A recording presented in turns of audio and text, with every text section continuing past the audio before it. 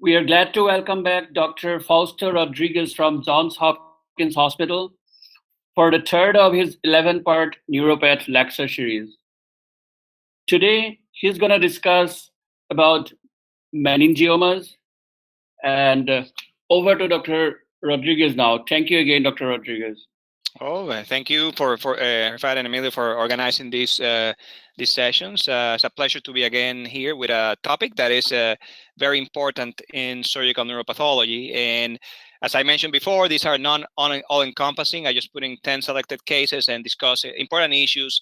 But I, of course, strongly encourage to read more about meningiomas. It's a large topic on your own as well, based on what we present here today. Hopefully, you had a chance to look at the slides before. I'm going to start with some brief review slides. There are lots of meningioma subtypes, and that creates a lot of confusion when you encounter when you're looking at a topic. But these are the subtypes that are strongly recognized by the WHO. They are valid subtypes of meningiomas, and you have a variety of them that are graded as we're going to go a little bit over grading, but these are tumors that many of them can be grade 1, the ones in white here, meningothelial, all the way to metaplastic. Then you have two subtypes that are chordoid meningioma and clear cell that are grade 2 by definition, atypical as well. And then you have papillary, rhabdoid, and anaplastic that are also anaplastic or grade 3. So there are some caveats with rhabdoid meningiomas that we are going to go over at some point in this presentation that I'd like to highlight. So now, how about the 2016 WHO classification? There were no major changes in the classification of meningiomas. So a lot that you learned in the previous 2007 classification are still applies. One minor change is that the brain invasion now suffices for a diagnosis of atypical meningioma. That's more clarified and coded now. So if you have brain invasion, you can really call it atypical and give it a grade 2. And then with respect to the meningothelial tumors or tumors that occur generally in association with the dura, hemangioparasitoma has a 3 tired grading scheme, and you see they still use for the higher grades, grade 2 and 3, the soft solitary fibrous tumor / hemangioparasitoma. As you know, hemangioparasitoma has disappeared from the soft tissue pathology in some ways. They favor more to place these in the category of solitary fibrous tumors. Atypical meningiomas is a frequent problem in surgical pathology or surgical neuropathology. Mostly the strongest criterion is mitotic activity. That's the most objective way of grading meningiomas at this level, and it really is defined as a tumor that has 4 or more mitosis per 10 high power fields, and or the presence of 3 atypical features. These are a little bit more subjective, so it's a little bit more problematic. I'm myself very hesitant to call something atypical if I don't see some degree of proliferation. So, but if you have 3 of these atypical features, spontaneous necrosis, that means that it has not been treated before, macronucleoli, small cell change, sheet-like growth, and hypercellularity. And when we say hypercellularity, it's really cellular, something that really looks blue. Brain invasion, as I mentioned, again, can be subjective sometimes. Sometimes the meningiomas, when they're in association with the leptomeninges, they can really track a little bit around in the perivascular spaces. That's not brain invasion. So you really want to see it, and sometimes special stains like GFAP are helpful in highlighting the invasion. And then, as I mentioned, specific subtypes. And for specific subtypes, you really want them to be above 50%, or be the dominant pattern. For example, chordoid meningioma can be a focal pattern and an otherwise tumor. That would not suffice to make it a grade 2, but if it's the dominant pattern, you can probably use it if you feel convinced that that's the real subtype that you're seeing. Anaplastic meningiomas are very aggressive, and they are defined by high mitotic activity, and we're talking about greater than 20 mitosis per 10 high power fields. Occasionally, you will see tumors that look like a carcinoma or a high-grade sarcoma. Those are also some criteria that you can use if you're convinced the tumor is meningothelial in origin. And sometimes you can see that, for example, some sort of sarcomatoid change arising in a meningioma, and that really is okay. You can use it to call it anaplastic. And then you have specific morphologic subtypes, again, when they are dominant, rhabdoid and papillary. With that in mind, we'll move into the specific cases. The first one is a 53-year-old woman. And this is the imaging. And you can see a tumor. This is the FLAIR image, and you can see a tumor that actually is kind of broadly attached. In other sequences, you can see it better, but it's attached to the tentorium, which is a fold of the dura, and it's enhancing here. So the preoperative impression actually was a meningioma.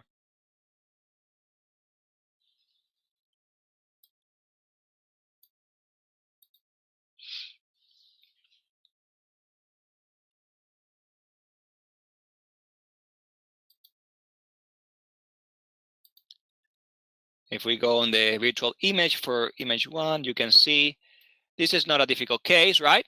It has all the features of meningioma, this syncytial pattern of growth, oval cells.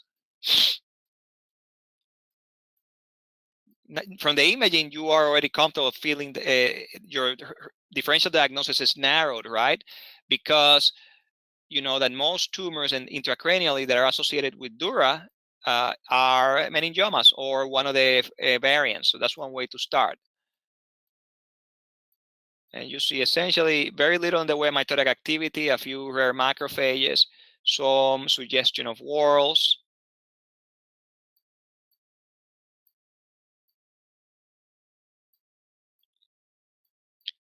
Rare samoma bodies. So this is your typical meningioma, and this is placed usually in the category of meningothelial or meningocheliomatous meningioma, your classic meningioma. Not much for mitotic activity, no other atypical features. So this will be a WHO grade 1 tumor. This is what you conventionally, this is something that you see often in a surgical neuropathology practice. Now, this is smears. One just going to touch briefly on frozen sections and the value of smears and frozen sections. Meningiomas are solid, so frozen sections work well for the most part. But smears are particularly useful in meningiomas. It's something that is occasionally, you hear that meningiomas don't smear well, but they actually do. And the cytologic features, independent of subtype, are very typical, really, when you see them. Even if you don't see the whorls and all things, this is a more classic one in which you are seeing a lot of whorls. When you see that, of course, in a smear, you know what you're dealing with. This is a classic meningioma cytology. But if you start seeing around to the individually dispersed cells, that is also very typical. These cells are large, have ample cytoplasm, and small, delicate oval nuclei. Not much for intercellular separation. So you see, this is very typical of meningiomas.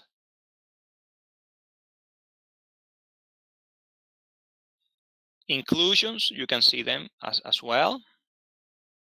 So inclusions are, the nuclear inclusions are kind of also typical of meningiomas, but of course you can see it in other tumor types. But these flat cells with a lot of cytoplasm, bland nuclei, and of course when you see whorls and you see samoma bodies, you know that that's what you're dealing with. So these are some of the features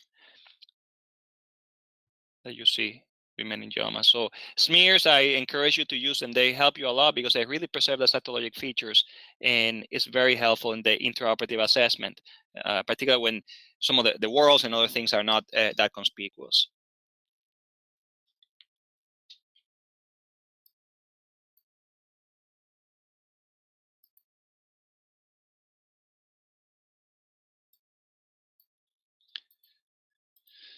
So the diagnosis again on this case was meningothelial meningioma, WHO grade 1. Let's move into case 2. It's a 60-year-old woman.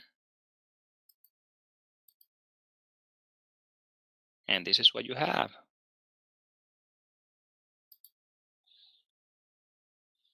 Again, you have all these. This is all multiple meningiomas involving many dural sites. Something that is characteristic on imaging, this is a MRI, a T1 weighted image after contrast, and you can see here dural tails.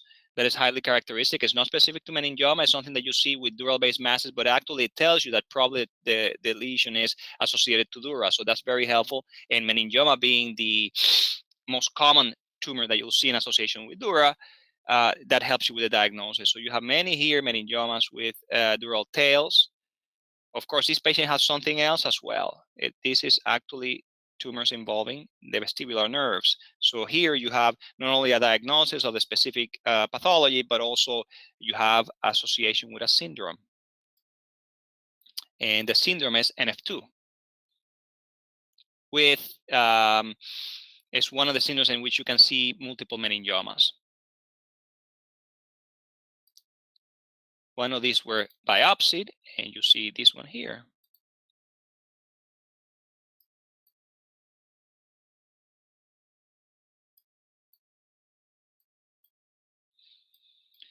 So in contrast to the other tumor, the first case that we saw, this one has a lot of collagen and a lot of spindle cells.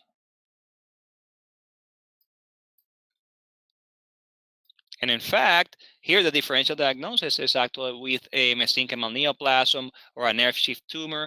Nerve sheath tumor, of course, they are associated usually with intracranial or peripheral nerves. So that is just by location that is helpful, but a mesenchymal tumor here really enters the differential diagnosis.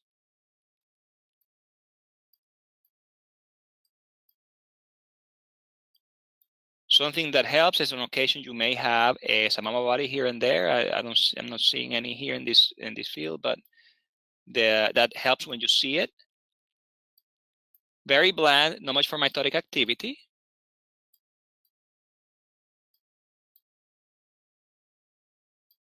And on occasion, you may have more overt meningothelial areas, tumors that have areas that are fibrous or fibroblastic, like this subtype, plus areas that are more meningotheliomatous, sometimes are called transitional meningiomas. There's no prognostic significance in these different types, other than these are patterns that you need to get used to and know that they're in the spectrum of what you can see in meningiomas. But this one has a lot of collagen, and a variety of mesenchymal tumors enter the differential diagnosis here. One of them is solitary fibrous tumor that occurs also not uncommonly in association with the dura.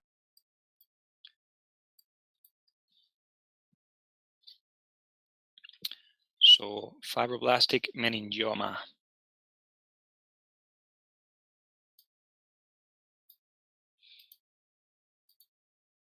In an NF2 patient. So here, what tells you, you can have a variety of symptoms that are associated with multiple meningiomas, but the combination of meningiomas, or in particular bilateral vestibular schwannomas, is almost pathognomonic for NF2. That is almost exclusively seen in NF2 patients. Next case is a 43-year-old woman.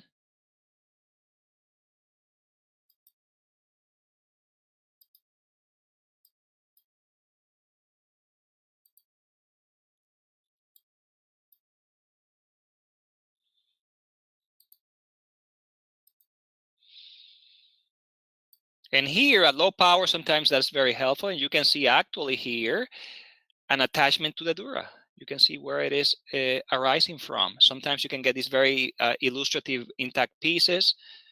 Of course, something that is important sometimes in meningiomas is to sample better the deeper part, the interface with the brain, because that's where you're going to have brain invasion. These are some practical points for the evaluation. Here, infiltration of the dura has no prognostic significance, so but it's sometimes nice to get an intact piece like this. So this is a dural-based lesion, and this looks a bit different from the other tumors that we have been seeing. You do have a few hyalinized vessels, but you have a lot of clearing of the cytoplasm here. And your first impression, if you're not aware of these or haven't seen many of these subtypes, is that this doesn't look like your typical meningioma, right? There's no good whorls, there are no samoma bodies.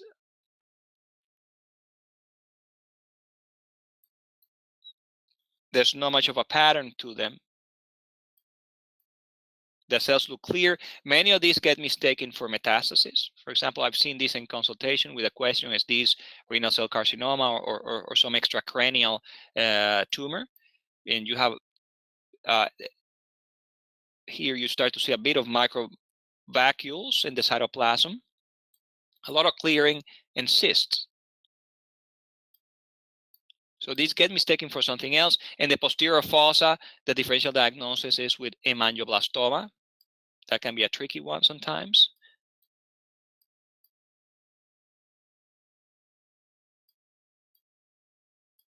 a few hyalinized vessels. Low grade, almost no real proliferation. A little bit more hyalinized vessels.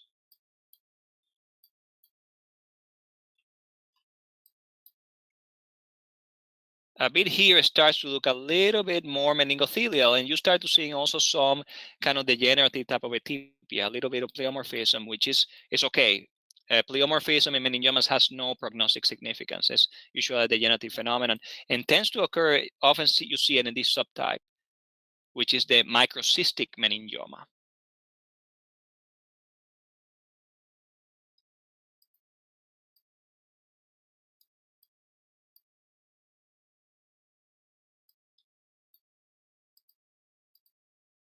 So this is microcystic meningioma.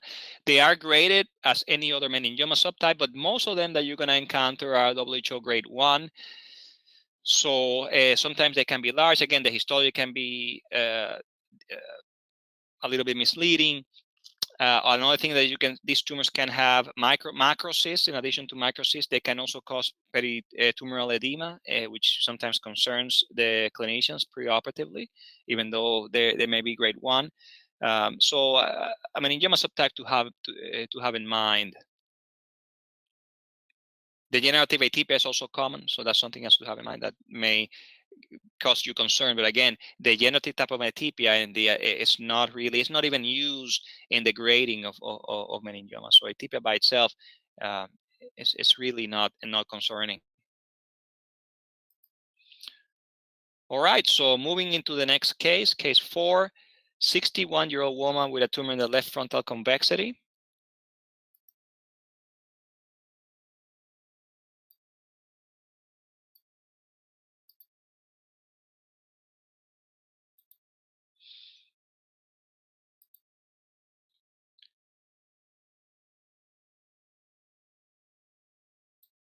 And of course, what really catches your attention here is the massive accumulation of hyalinized vessels. That's really what is distinctive, right? In this particular slide, you do have meningothelial cells in between. So this is a meningioma as well, and you can see in between these hyalinized vessels. But the vessels are which really catches your attention. Meningothelial cells. Almost no mitotic activity, but a real massive aggregation of vessels.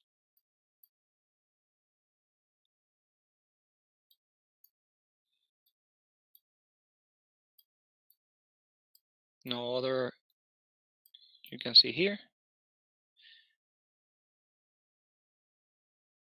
So this is an angiomatous meningioma, basically based on the proliferation of vessels. This is another tumor that most often is grade 1.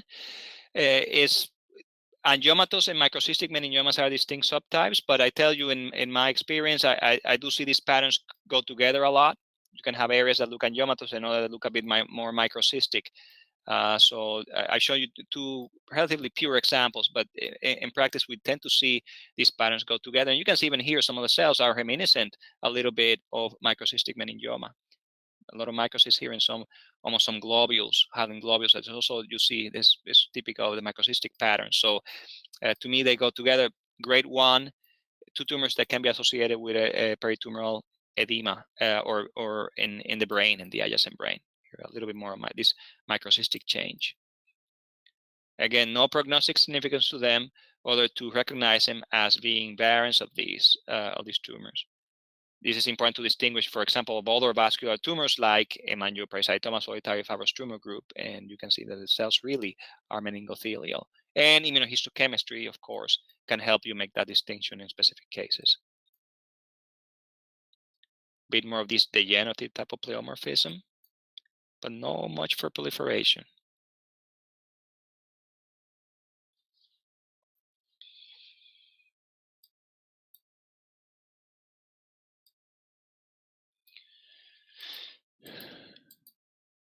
Angiomatous meningioma, WHO grade 1.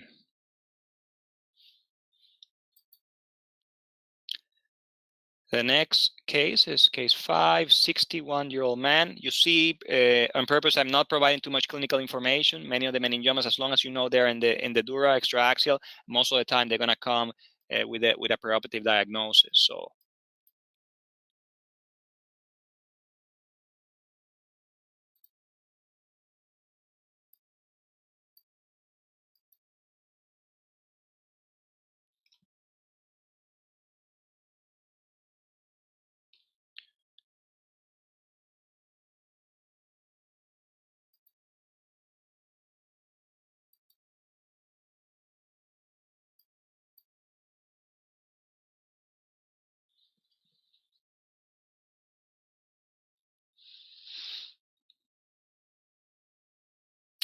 So this case here has several features that we're going to go over that are, I found educational. A low power here, you again see an association with dura.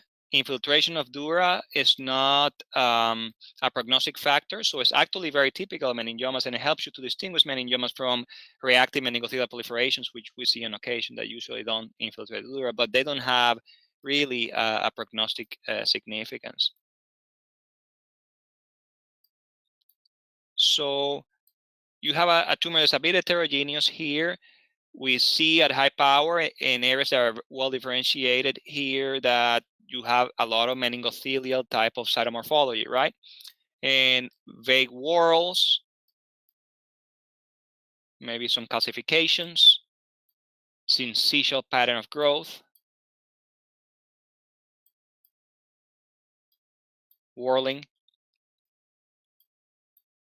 And you start seeing areas here in which the cells have high nucleocytoplasmic ratios and kind of look slightly blue at low power. And that is what's called small cell change. On its own, it's not prognostic, but in addition with the other features that I mentioned, it's something that you can see used for upgrading tumors to a grade 2. So at least when you see it on its own, what you have to do is really pay attention and look more closely for proliferation or other atypical features.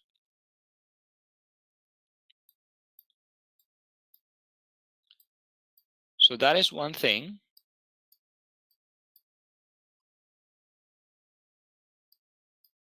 It makes you look more closely for mitotic activity. This one actually had mitosis. Mitosis here. So it's mitotically active. That's also, again, worrisome. It's one of the features that I find most useful in the grading is mitotic activity.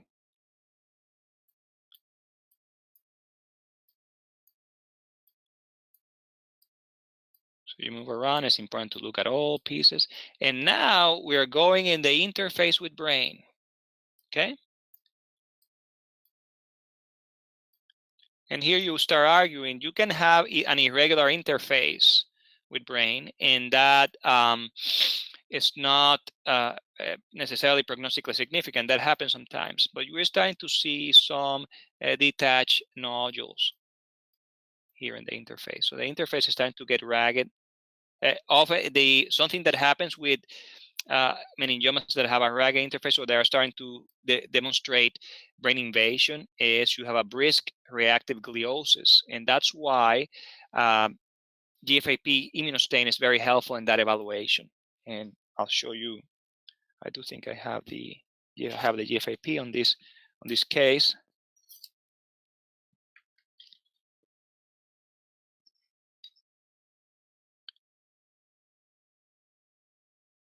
And you can see it here. This is your GFAP. And oftentimes when you're suspecting brain invasion, it really shows all these entrapped brain reactive gliosis. And so it's one of the most useful immunostains to do in cases of suspected brain invasion. When you can see a lot of these GFAP positivity kind of crawling in the substance of the tumor. Sometimes it's even more brisk than this here. But when you see a lot of this entrapment, it really supports your morphologic impression of brain invasion. You can see here a lot of reactive astrocytes. So with brain invasion, you get a lot of reactive gliosis in the adjacent brain. That's one of the features, and that's why this stain is very useful in the evaluation of brain invasion. So we're looking at a tumor that has actually several atypical features.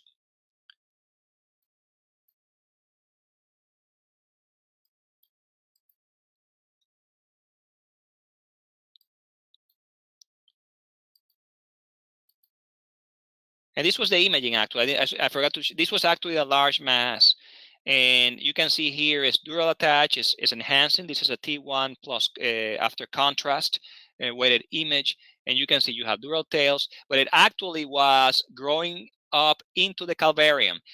That by itself is not an atypical feature, but when you have large tumors that are showing this type of behavior, you have to look at them closely because those are tumors many times that are going to have atypical features. So this one actually was a concerning mass preoperatively, and histologically had raised mitotic activity in areas surpassing 4 per 10, and also had brain invasion. So this one is solidly in the camp of atypical meningioma WHO grade 2. And what this tells you is that this meningioma, even when grossly resected, have a higher risk of recurrence compared to grade 1s. So many times they have to be treated more aggressively, including radiation. So sometimes a grade 2 meningioma is an important diagnosis because and it's not something to take lightly because many of these patients will end up with radiation. And if the patients are young, they may actually have sequelae of radiation. So it's something to really be very careful to when you make this make the diagnosis of grade 2, particularly at first diagnosis. When the tumor occurs, it's different. You can be a little bit more relaxed because by that time you know that tumor is they have to be a bit more aggressive when it occurs. So, but a first diagnosis, a grade 2 atypical meningioma is something that should not be taken very lightly.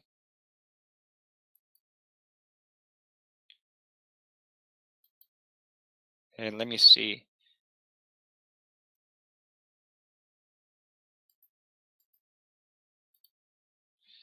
Actually,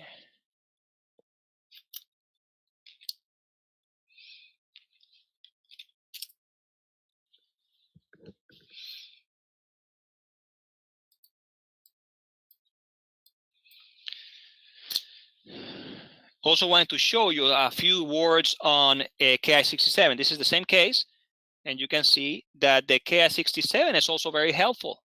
It's actually high. This is a high Ki67. So how Ki67, you don't use it necessarily in grading, but when, let's say you have a lot of pieces of meningioma and you have problems finding mitosis, you're worried like a case like this that was large, it was exhibiting some clinical evidence of aggression, and you have, let's say, trouble finding mitosis, that's where your Ki67 is helpful. The Ki67 can highlight areas that are hot and can help you even target you to look for mitotic activity. It also can target you to incite you to look at it more carefully. Now, one particular area in which I find Ki67 useful is when you have a tumor that even after surge and even careful surge is a grade 1, but it has aggressive features or has 1 or 2 atypical features, things that worry you or worry the clinician, and then you have a higher Ki67, for example, like this, that merits a comment. So I sometimes will write these reports as saying meningioma or meningothelial meningioma, and say the tumor technically calls for a grade 1, and then findings are insufficient for a grade 2, but the Ki67 proliferative index is high or increased. And when I say increase, it's usually more than 4 or 5%, and that really raises the possibility of more aggressive behavior. Therefore, you should not forget about this patient or about this tumor. You should monitor it very closely. So that's one particular area where I find the Ki67 index very helpful. Now, it's not used in grading, so it's not part of the grading. Even if it's high, you really need mitotic activity to make it into a grade 2. But you can always, you have more leeway in your comments and saying things that really don't fit and that really worry you and may require more closer attention to the patients.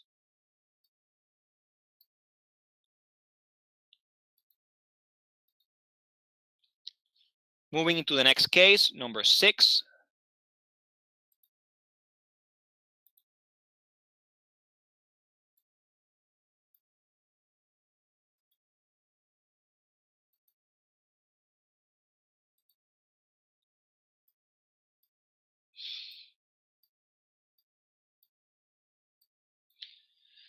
So a low power, something that is catching my attention right away is this collagenization, right? And this is a bit different. It's not the collagenization or what you were seeing with the Angiomatous meningioma. You have a few hyalinized vessels, but it's a lot of these kind of interstitial hyaline.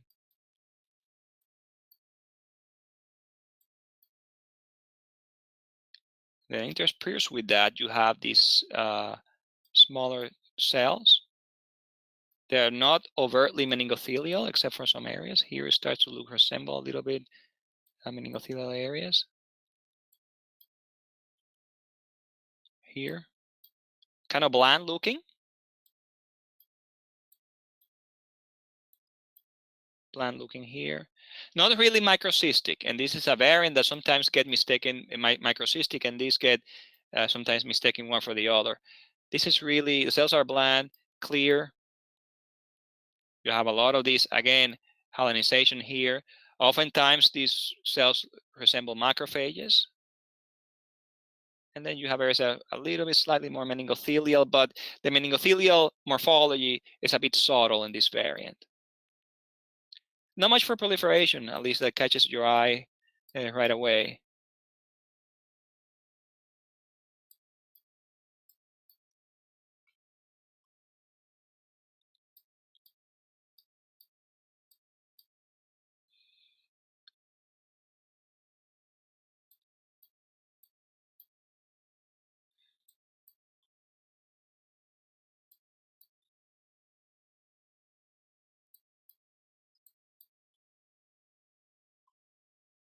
More areas. So very homogeneous, and you see there's little variation in this tumor. The cellular features are pure, actually.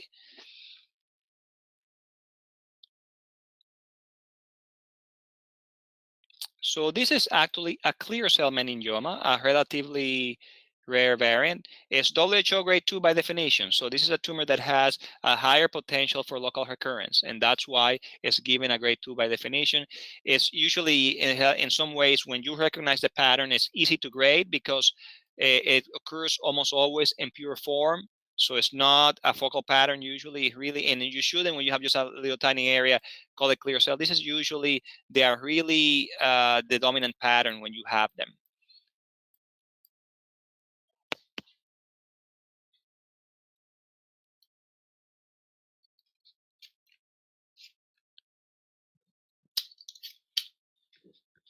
We have a few stains here to show you.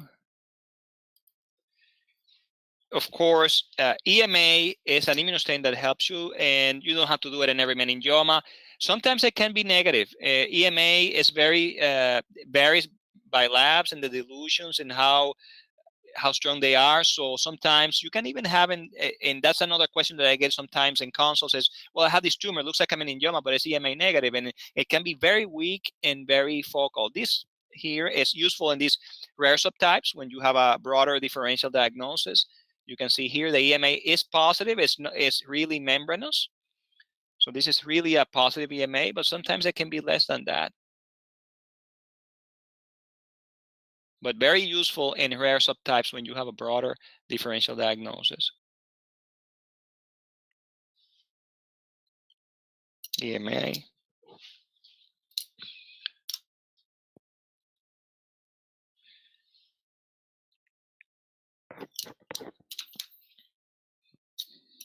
I have to look also at the Ki-67. This one has some elevations in Ki-67, but really not that impressive. And that is often the case with these clear cell meningiomas. They can have very few mitosis, very little limited proliferation, but they are still grade 2 tumors. They're still grade 2 tumors.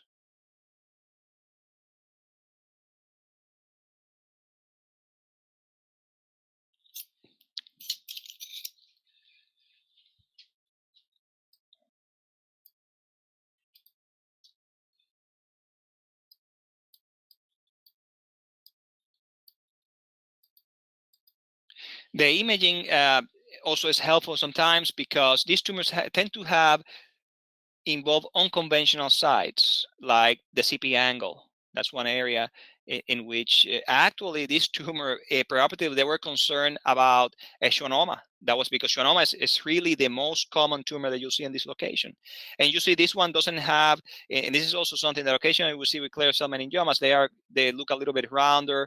They don't tend to have a broad attachment to dura. Sometimes they are even completely detached from dura.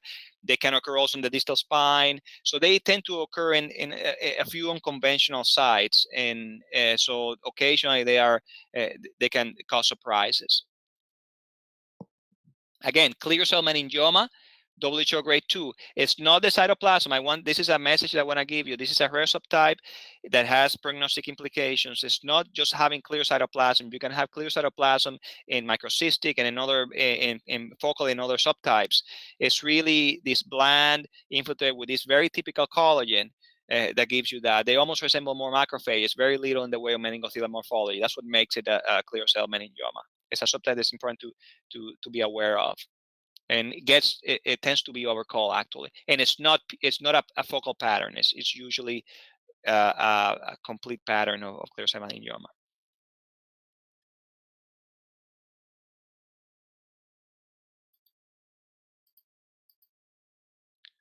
All right, moving to the next case, number 7.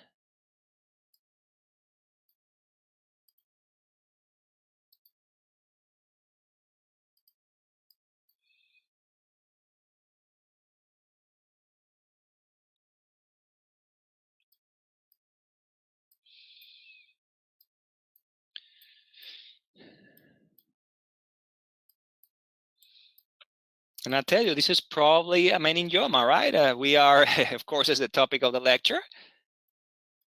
Very interesting pattern.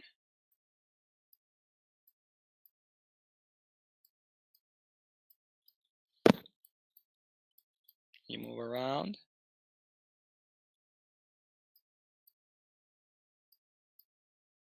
Something that is very that catches your eye is that you have this kind of myxoid stroma in between nest and kind of cords of tumor cells. This is highly characteristic of this tumor. Little here in these areas for meningothelial pattern, in a sense. You don't have these whorls or samoma bodies, but you have these cords and a myxoid stroma. And of course, you do have a differential diagnosis when you see these. There is a variety of tumors that can make that pattern, right? Cords and a myxoid stroma. But this is a chordoid meningioma. You can use stains to prove it. And of course, the most useful feature is where it's located. If this is in the convexity attached to dura, I think you almost essentially have the diagnosis, because as I mentioned, when you have tumors that are rising from dura intracranially, you really have to prove that they're not a meningioma variant of some kind. So that's something that you always have to have in mind. In specific areas, entities that enter in the differential diagnosis of this tumor are chordomas, chordoid glioma in the third ventricle. But these are tumors that, of course, again, location, they tend to arise in specific locations and have specific radiologic features. So that is something that is very useful.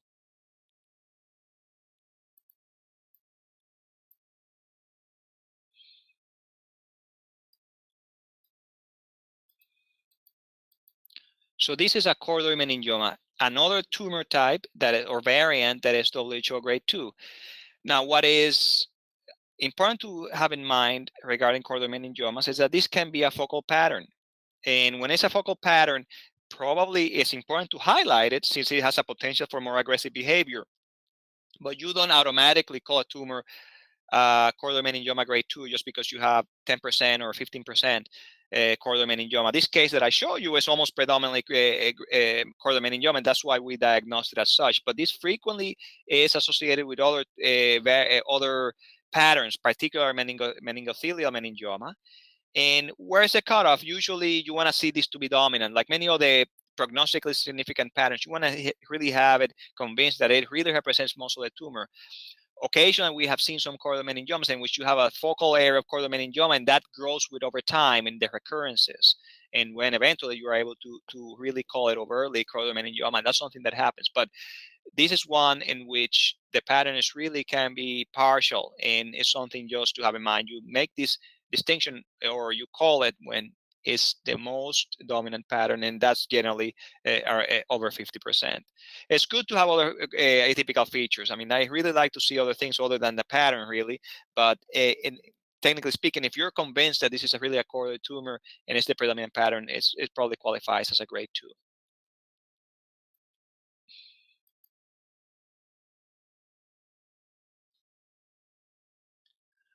All right, let's move into case 8.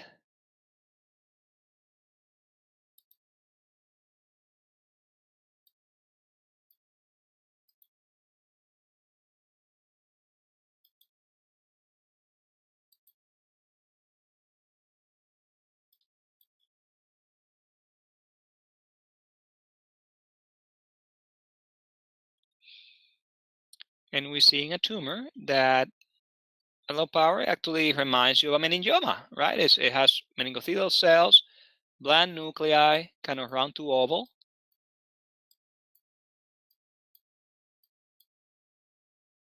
Round to oval, you can argue that there's a suggestion of whorling there. Same here. Slight cytoplasmic clearing here. Again, it reminds you of your conventional garden variety meningioma. It does something that catches your eye, though, is that it looks slightly blue at low power, right? So it's a bit more cellular. And when you go in high power, you start seeing a lot of mites.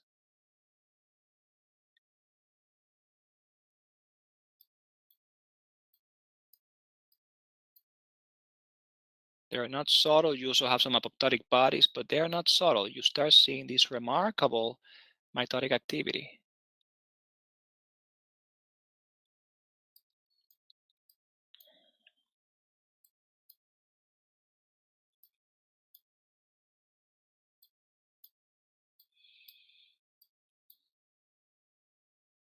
So this actually exceeded 20 very easily 20 mitosis per 10 high power field. So this is solidly, you can solidly place this tumor into the anaplastic meningioma category. And again, this is based mostly on mitotic activity. To me, it's the most robust way of grading meningiomas. When you have that, you feel comfortable. This is something very proliferative, something that for sure has a more aggressive potential. And these are very aggressive tumors, very difficult to treat. Often they exhibit multiple recurrences. Some of them can start growing outside of the cranium. I've seen some growing into the neck structures. I mean, these are very aggressive, very difficult to treat tumors. Fortunately, most meningiomas are grade 1 and do well, but this is really aggressive tumor.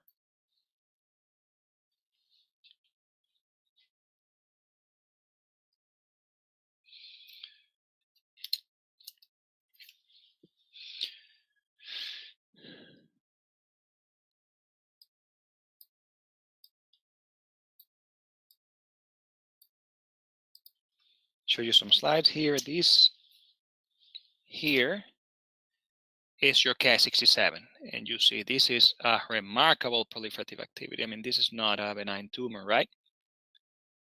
Ki-67 here is just in areas, kind of exceed 50% almost, approaches 40, 50%. So this is really a very proliferative tumor.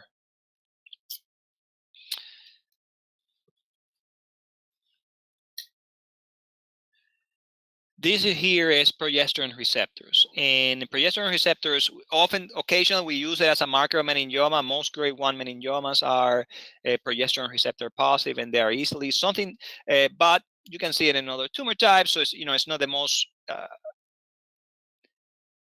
specific marker of meningiomas. Something that happens with progesterone receptors is here you see that it's actually almost negative. There are focal areas of weak positivity. you tend to lose it as the tumors become higher grade. So when you have, they tend to be very frequent in grade 1 meningiomas. When you have the atypicals, and then particularly when you have anaplastics, you tend to lose expression of progesterone receptors. So that goes actually with higher grades of meningioma. It's something just you can add it many times, but I will probably interpret them in the context of other findings. But this again goes very well with this tumor being a grade 3 meningioma. And as I mentioned, some of these tumors can actually extend outside of the cranium. And this is actually a tumor. This is an anaplastic meningioma. This is a different patient, but that was actually growing in the scalp. Multiple recurrences. This was really growing the soft tissues of the scalp, infiltrating skeletal muscle. This can be very problematic tumors, really. You can see here this tumor has this one actually happens to have macronucleoli. Macronucleoli is another of the typical features that I mentioned that you can use for grading. Not on its own, but when you interpret them as an atypical feature, they have to be really prominent, like this one. You also are seeing in this case a lot of mitotic activity. So an anaplastic meningioma that's actually growing into the scalp and actually infiltrating skeletal muscle, soft tissues. You can even see here your atypical mitosis. So not a good player. Not a good player.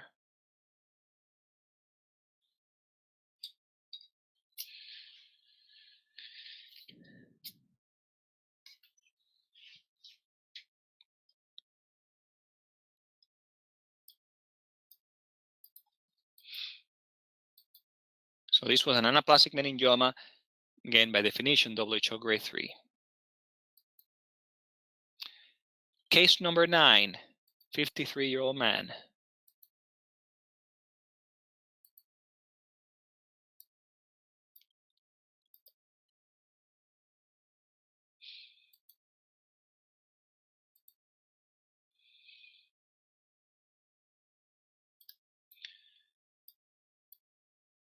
Can see, again, a tumor that looks relatively blue at low power.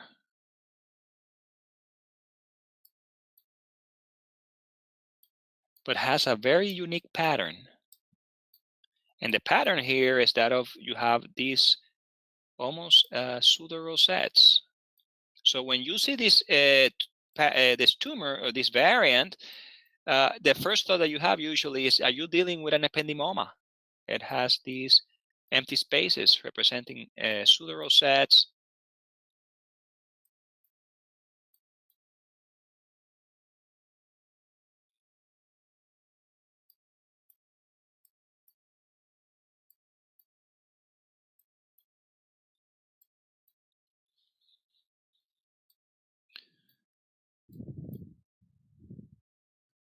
You do have pseudonuclear inclusions, meningothelial appearance in the inter rosette areas.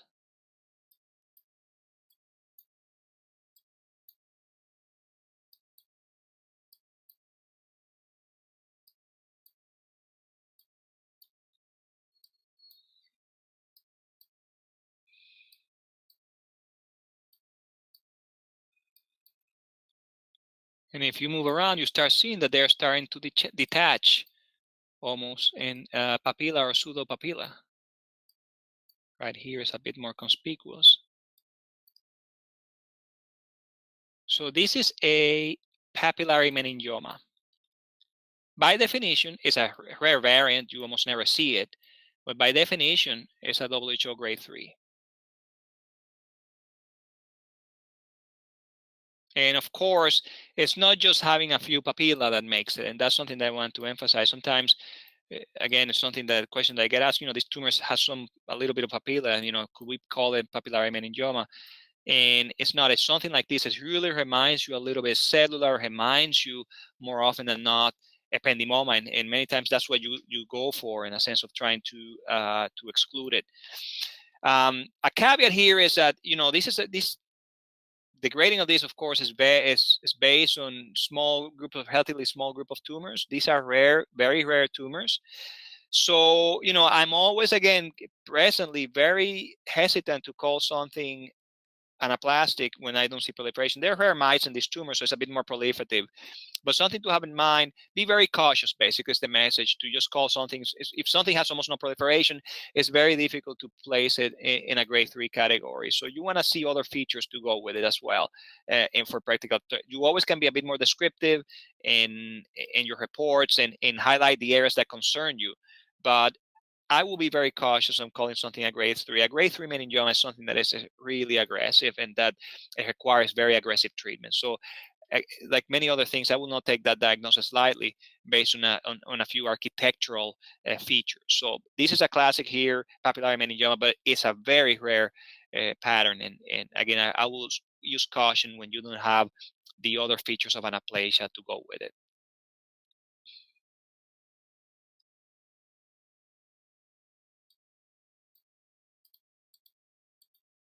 So papillary meningioma, by definition, on the WHO guidelines, is a grade 3 tumor. But again, use your medical common sense when looking at these tumors. Let's move then into the last case. It's a 25-year-old woman.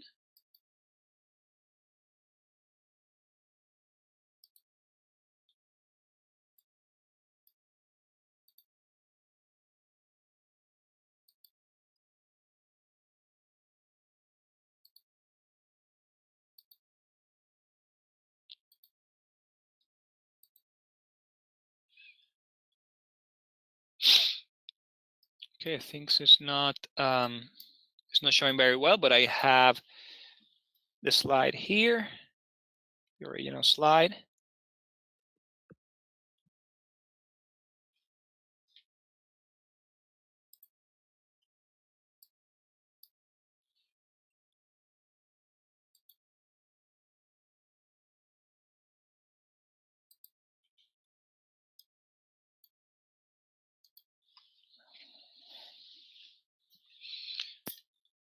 So I'm going directly to the H&E slide. It's the same slide that was scanned. It looks like it was taking a delay to show. And you have here another tumor that has meningothelial features. So tumor attached to dura with meningothelial morphology. So we're dealing again with some sort of meningothelial variant. Okay, here you have it. Looks good for a meningioma. Now, something that you start seeing in areas, and what is distinctive here, is that you start seeing the borders a little bit. In your classic meningothelial pattern, the tumors have this incisional type of pattern, right? Which is made because they have these very tight junctions. But when you start seeing the membranes and the cell borders, that's something that reminds you, you have to look a little bit closer, and I'll show you why in a moment.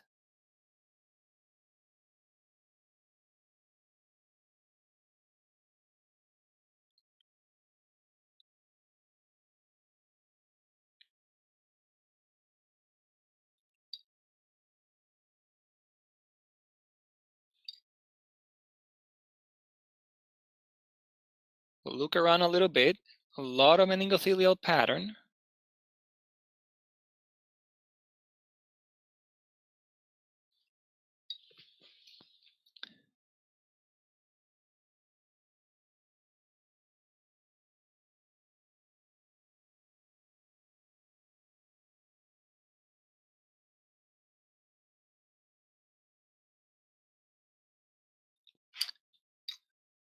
And now you reach this area where you have nice intercellular borders, but what you're starting to see is really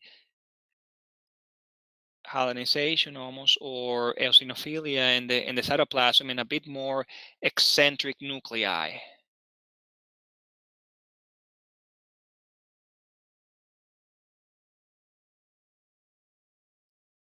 So this is rhabdoid morphology.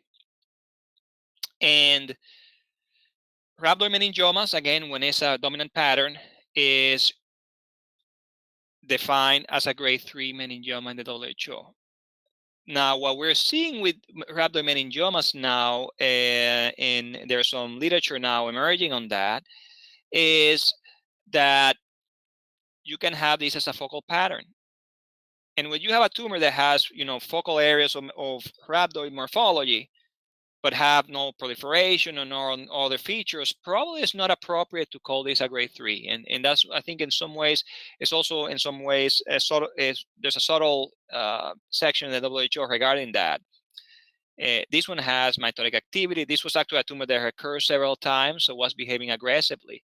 But if all of it looks like that, I guess you can appropriately call it rhabdoid. But even if it's a dominant pattern more than 50% and you have very little proliferation, it's really advisable to not really call it a grade 3 right away. This is a problem that is not uncommonly seen in consultation practices. Tumor that has areas like this, focally, no proliferation, is it a grade 3 or not? And I will be very cautious. And there's now advice that probably just having the rhabdoid morphology by itself does not suffices to call it. You want to see other features of malignancy, particularly brisk proliferation. There's another area there very nicely showing this rhabdoid morphology. This is good rhabdoid morphology here. You can see these almost whorls. Some of these whorls actually are intracytoplasmic whorls stained with cytokeratins. So it's a stain that you can use. Now, something that has a tool that has emerged recently that can help you sometimes sort out cases that are in which you are dealing with this problem is specific stains. This is, I'll be showing you.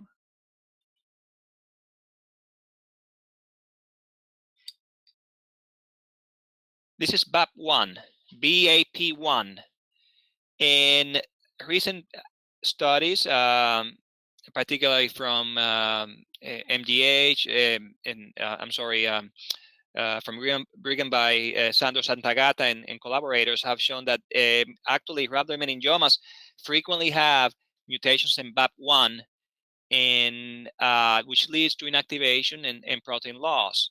So and those are the tumors in particular that tend to have a more aggressive behavior. So when you have something that has rhabdoid and you have BAP1 loss, you feel more comfortable that these are tumors that probably have a more aggressive potential.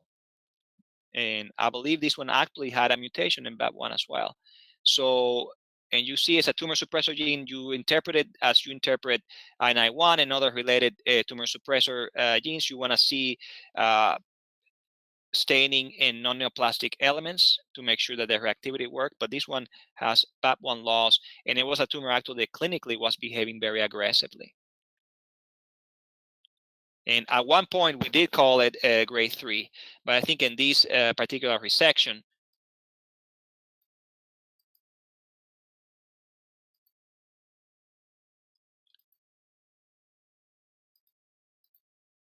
we actually call it with partial rhabdoid features. It was not the dominant pattern. We had other, of course, pieces to look at. So we call it actually more consistent with a grade 2 basal because it was not very proliferative. But again, behave aggressively. At one point, we were able to grade it 3 and had this other alteration, BAP1, that was associated with a more aggressive behavior in a more objective fashion. All right, so these are the cases. And I have a few questions here that we can go over, typically as we do in all our sessions, that I think can reinforce some of the key points that we have discussed. We can start with question 1. Which of the following is most characteristic of neurofibromatosis type 2 syndrome?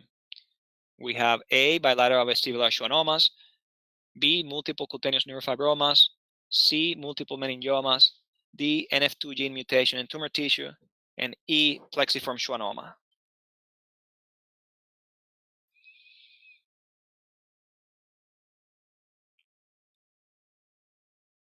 Not sure if we are receiving any answers? Anybody's monitoring Facebook No, or? I'm monitoring. I'm here. Yeah. I think the answers are slowly starting to come. We are seeing quite a bit of. Someone says quite a bit of C, I guess. Okay. There is, yeah. There's a little bit of A as well. More A's than C's. Okay, and that's good. Actually, the correct one is A. You can see multiple meningiomas is of course characteristic of NF2, but you have several syndromes in which you can have multiple meningiomas. You can have it in some subsets of schwannomatosis, for example, associated with I91 mutations. You can see it in some rare inactivation in part of the BAP1 syndrome, as I show you. So there are several different syndromes in which you can have multiple meningiomas. But the presence of bilateral vestibular schwannomas is almost pathognomonic on NF2. That's what is really specific. And if you have that, there are of course certain criteria that you have to follow. But when you have bilateral vestibular schwannomas, it's almost something that is limited to this syndrome. NF2, if you have a germline NF2 mutation, of course, that's also diagnostic of the syndrome. Here, the key for answer D is that having NF2 mutation in the tumor tissue is not specific. You actually is the most common inactivated gene probably in many of the schwannomas and in sporadic and in many meningioma subtypes. So it is if you see it in the germline in the patient, that is really characteristic. Plexiform schwannomas, you can see it in NF2, but they are not specific to the syndrome. And multiple cutaneous neurofibromas, of course, you don't see that in NF2. That is more typical of NF1. Question 2, peritumoral edema is typical of which of the following subtypes? And by that, I mean in the brain. Fibrous meningioma, meningothelial meningioma, metaplastic meningioma, microcystic meningioma, or transitional meningioma.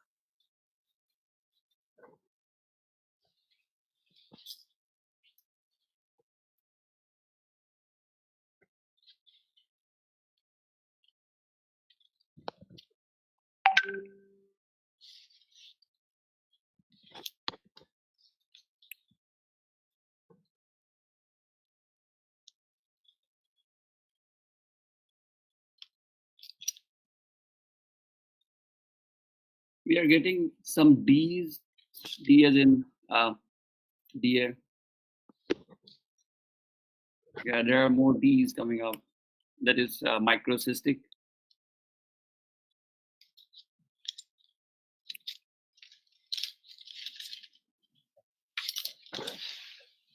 Okay. Yeah. And the correct answer is D. So there are a few tumors. Something when you have peritumoral edema, of course, is worrisome when you see it, and it certainly can be associated with more aggressive tumors like atypical meningioma or anaplastic meningiomas. You can see edema. But really, there are a few subtypes that tend to be low grade, but that also can have edema. And one of them is microcystic meningioma. Another one is angiomatous. And again, those patterns occasionally go together. And secretory. Those are three groups that they're not necessarily high grade, but that can be associated with peritumoral edema. That's actually concerning preoperatively. Mutations in which of the following genes associated with rhabdoid meningiomas?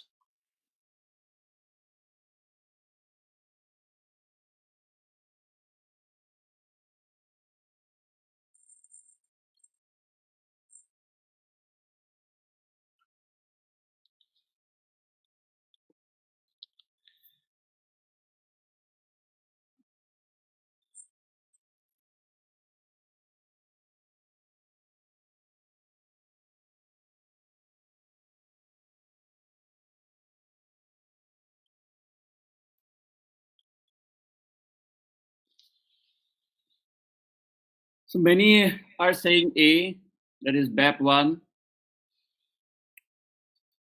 And that's correct. So as I show you, BAP1 inactivation is a finding that you see in a subset of rhabdoid meningiomas, particularly those that behave more aggressively, and is associated with protein loss by immunohistochemistry. NF2 is typical of many meningioma subtypes. So it's a frequently inactivated gene in those tumors. And you can also have TERT and some aggressive mutation and aggressive meningiomas, but that one is something that you see associated with these rhabdoid and anaplastic meningiomas. Question 4, something that I emphasize in several points. What is the most useful feature in grading meningiomas?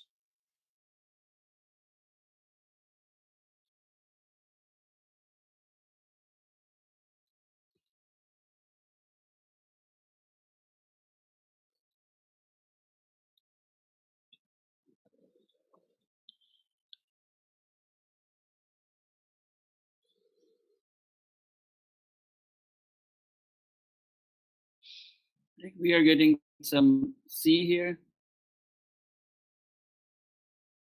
and D as well. There's more D coming up, and some C as well, C and D. It seems like Right. more people wish to go for D.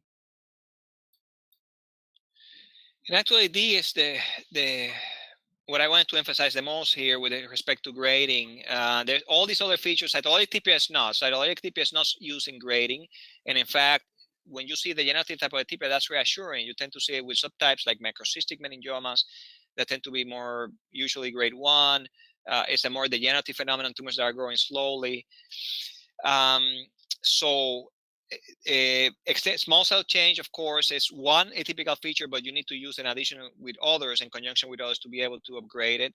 Ki-67 label index is helpful, but it's not used in grading. And mitotic activity is, to me, the most objective, and it's the same for many different tumor types in the brain. The brain doesn't accommodate proliferation very well, so, or intracranial compartments. So when you have mitotic activity in a tumor, that is really something, and we have different cutoffs for different tumor types, but that is something that is more objectively associated, used in grading. So now with time, we're gonna be, there's a lot of incorporation now of clinical factors, and many of these, many tumors, molecular factors are making a big impact. So those are going to probably be more robust way of grading tumors. I hope they play a role in grading meningiomas. Meningiomas is, you always get a lot of tissue, and it's really something that takes time to grade them based on mitotic activity. But that's at the moment still the standard for grading these tumors, and eventually we'll see probably some changes on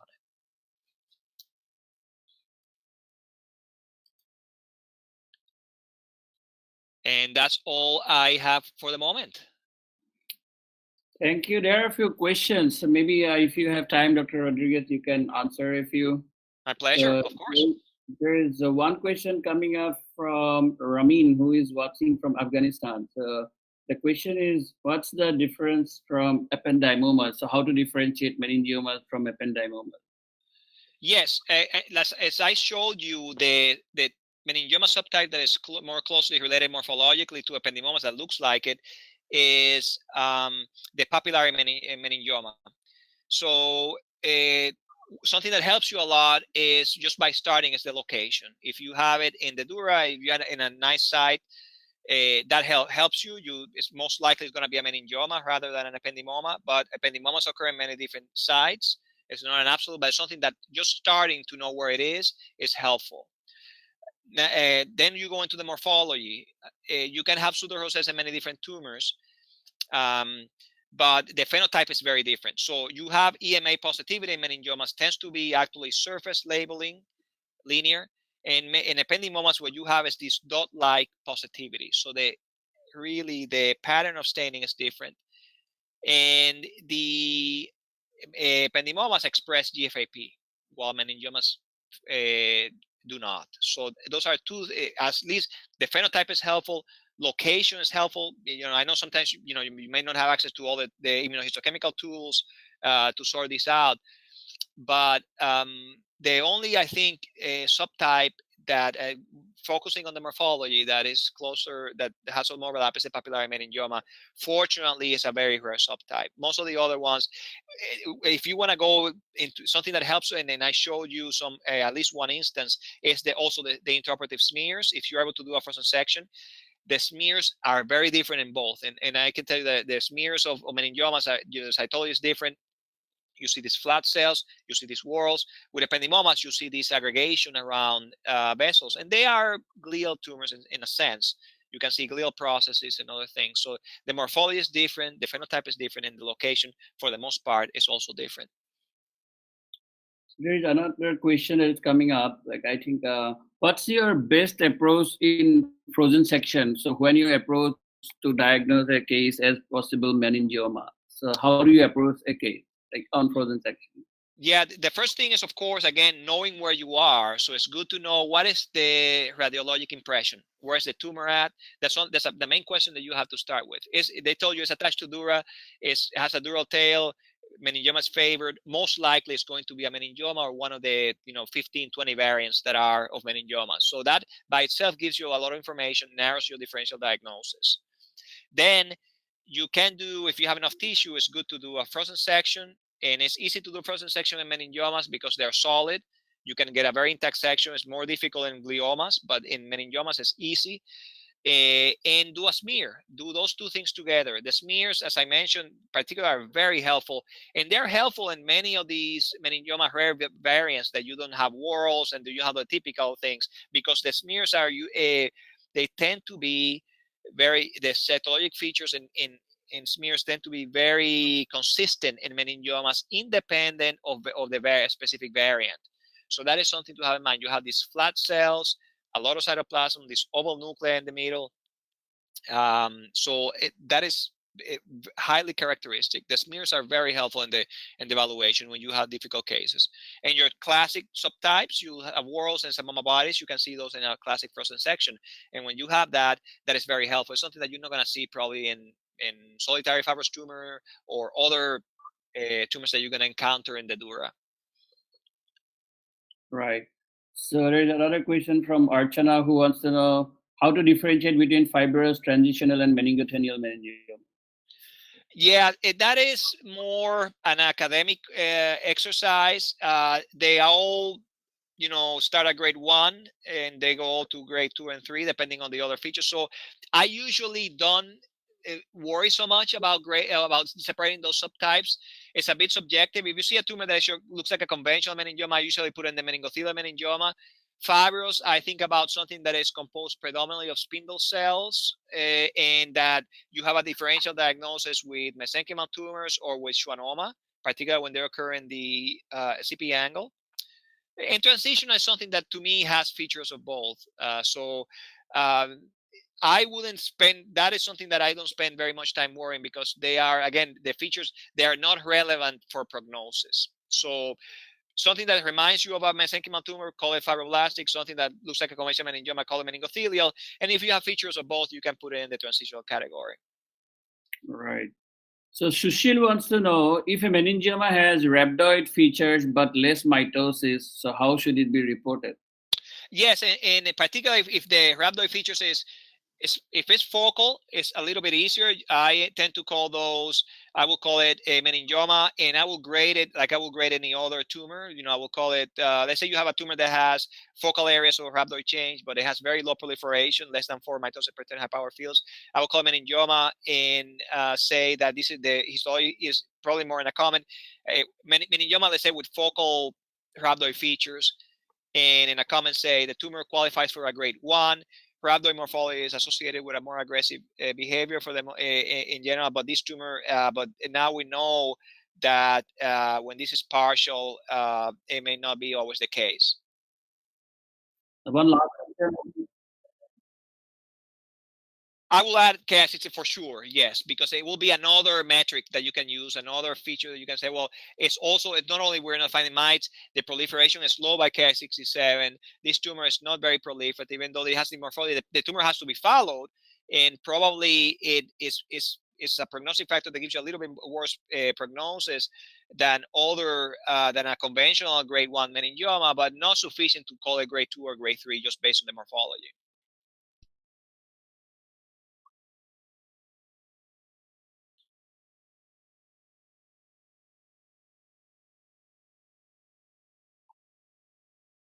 I do.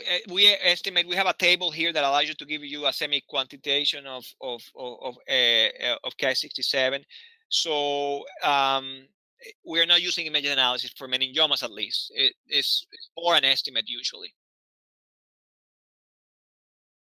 One last question, I think, from Aeroquapeza. I hope I am pronouncing it right. So, the question is: do anaplastic meningiomas keep EMA expression?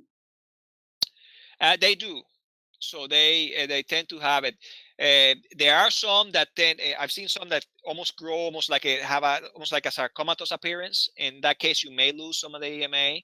But if you have a tumor like the one that I showed you in this example, I think it was case 8, that looks very meningothelial, it's just more proliferative. Usually, you preserve the EMA. Let's see. And I think there is another question on YouTube. So that's from Reva. How to assess small cell change in a meningioma in meningothelial cells, which is appreciated as very difficult. That's right, and there's some subjectivity to it. So basically, it's an area that you look at so low power, they look like small little nests that are blue. And then you go then high, and what you see is these cells that have they're small and they have a high nuclear cytoplasmic ratio. That's what usually what you call a small cell change. Again, by itself, it's not a prognostic factor. You need to have it in addition with other atypical features to call it. So if you only have that, you can mention it in your report, but certainly by itself is not suffices to upgrade a meningioma, for example. I think that's all we have. We have a lot of other questions, but maybe those can be answered later. But thank you, Dr. Rodriguez, for yet another in-depth discussion on different aspects of meningiomas, which is one of the common neuropathology samples that most of the pathologists all over we get it. So we really appreciate it. So our sincere thanks and gratitude to all our viewers who defied time zones and tuned in from so many different countries.